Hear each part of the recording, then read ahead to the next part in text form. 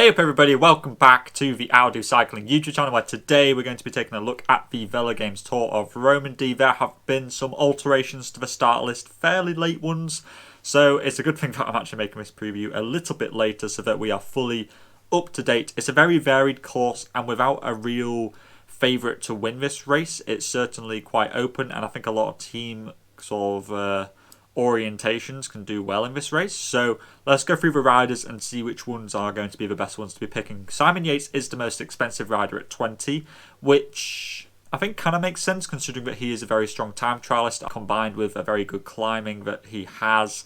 I think that he is going to be a really good choice. Jayco are talking him up in their press release as somebody who they're trying to be winning this race with. I certainly think that in that TT, I think that the latter one, that is, I think that he'll do well there alongside the Fion 2000. However, bearing that in mind, even if he wins both of those and the overall GC, he might only be gaining like 600 points or so, which makes it makes me question whether he is worth it. But I think that he is quite a safe option to be going with. Ayuso, on the other hand, is coming back from a tendon injury, so I'm not sure what to be making of him. I think that you know, by all means, go with him. I think he's a very exciting rider, and these young riders have very much have the capability to really launch a bit of a surprise. But I'm not willing to really gamble 18 on a rider who's coming back from injury. Just that's my own personal preference.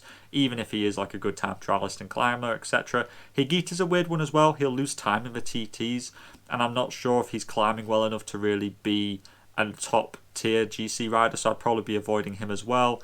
Adam Yates, kind of similar to Simon, apart from probably not as good as in a TT. Just that's just my opinion.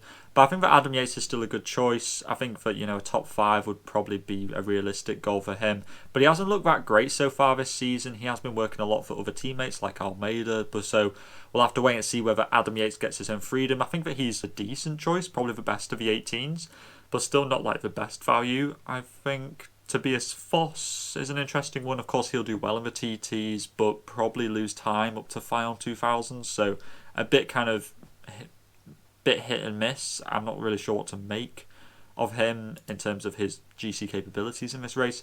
Ethan Hayter is probably the first rider which I'm actually confident in picking.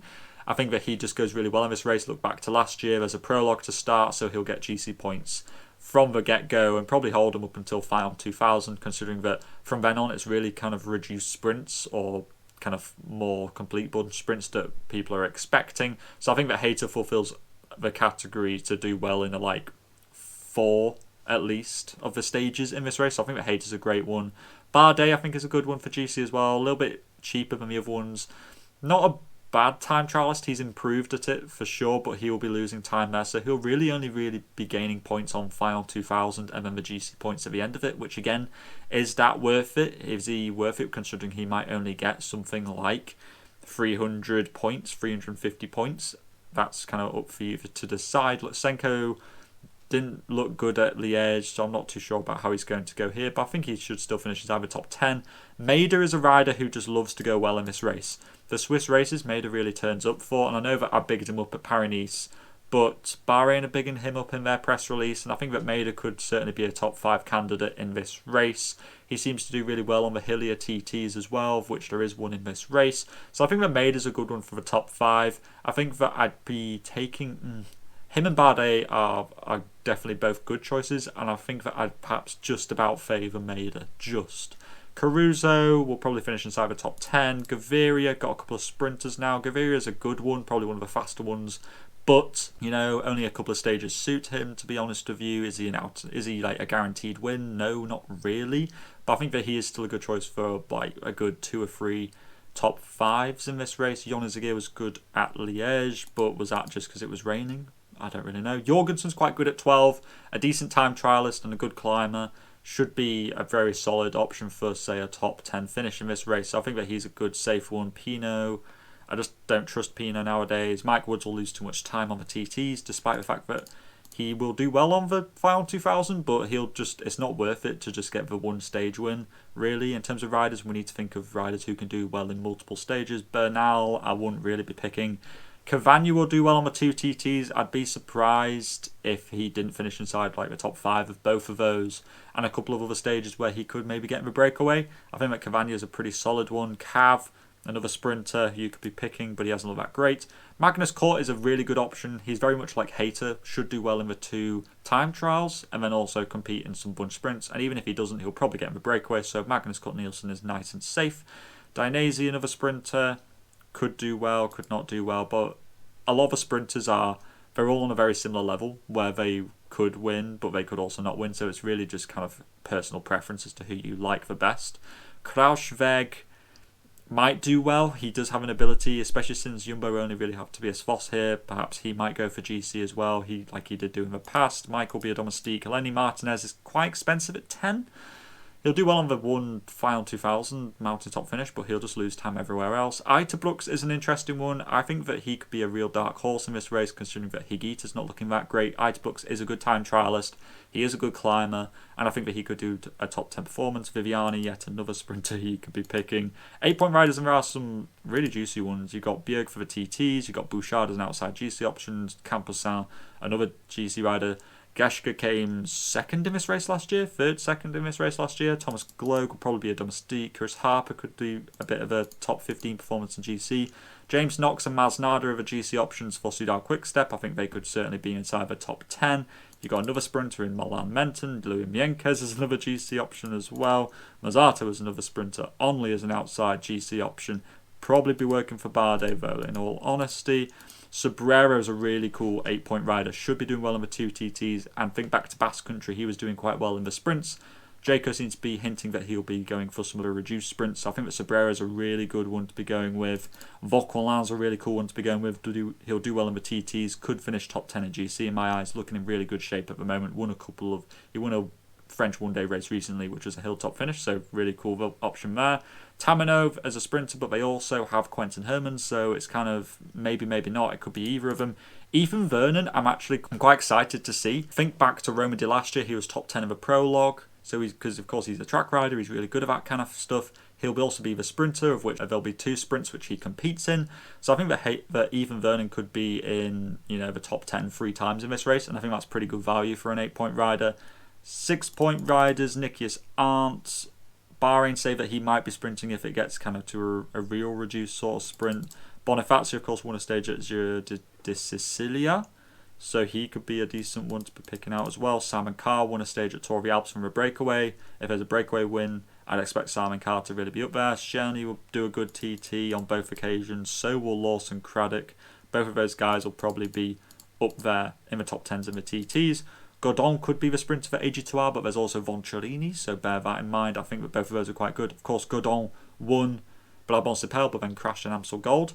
Kobe Kosens is always just a really good kind of top 20 GC option to be picking. Quentin Hermans had a flat tyre at a bad time in Liège, but he could be sprinting here. He was last year, and he was actually in the top 5 a couple of times. Alexander Kamp, of course, top 10 at Brabant-Sipel and Amstel. So should be finishing inside the top 10 in a couple of sprints in this race, in my opinion. Max Poole just won the white jersey at Tour of the Alps. I think he finished 11th in GC there. Sean Quinn could be sprinting for EF, but I'd expect them to be going for Magnus Cort Nielsen. But he could be a decent little GC option as well, considering that they don't seem to have an out-and-out GC option in their team. Then there's also Joel Sousa. He won a stage at Giro de Sicilia as well. There's Harold Tejada, who could be the GC option for Astana, considering that Lutsenko's not looking too great. Venturini, as I said, a sprinter. Zvihov could finish top 20 in GC as well. So there's absolutely loads and loads of options to be going out. 4-point riders, Will Barter possibly could do good in the TTs. Tom Bowley has done very well in prologues in the past. There's also Nico Denz, who won a stage at Tour de Suisse last year from a mountain breakaway, so watch out for him. Finn Fisher-Black was in the top 10 in GC at Giro de Sicilia, and he won a stage, so he might be a bit of a puncher option for UAE if it comes down to a bit of a sprint. I wouldn't be surprised if he was in the top 10 a couple of times. Outside of them, you're really looking towards assist points in guys like Ivo Oliveira or for kind of GC and stuff. Apparently, Rajovic is going to be the sprinter for Bahrain Victorious. That's what they say in their press release. They say that he's the fastest rider on their team. So bear that in mind. If you wanted a 4-point sprinter, apparently he's going to be the man. am not overly convinced on his abilities, but for sure you could pick him if you want to. This is the team that I have at the moment. It's by no means certain. Magnus Cort Nielsen, Hayter, Vauquelin, Sobrero, Simon Yates, Jorgensen, Vernon, Knox, and Eiterbluck. So I've got a mix of guys who can do sprinting. So that is Magnus Cort Nielsen, Ethan Hayter, and Ethan Vernon, and kind of Sobrero. We've got guys for the TTs in Magnus Cort Nielsen, Hayter, Vauquelin, Sobrero, Yates, Jorgensen, Vernon, and Eiterbluck. Basically, there's a lot of TT presence in this because there's 2 TTs, and I want to try and really secure those as much as possible. And then in terms of GC, we've got Vauquelin, Yates, Jorgensen, Knox, and Eiterbluck. Maybe you could include Sobrero in there as like a top 20 because he is in good form. So that's kind of what I'm thinking at the moment. It's a very varied team. I might take off Yates and maybe put on Bardet and then put those points into, say, Sobrero to get myself someone like Maida.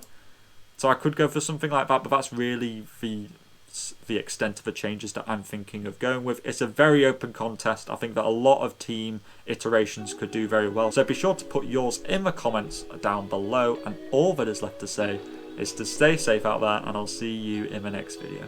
Salut!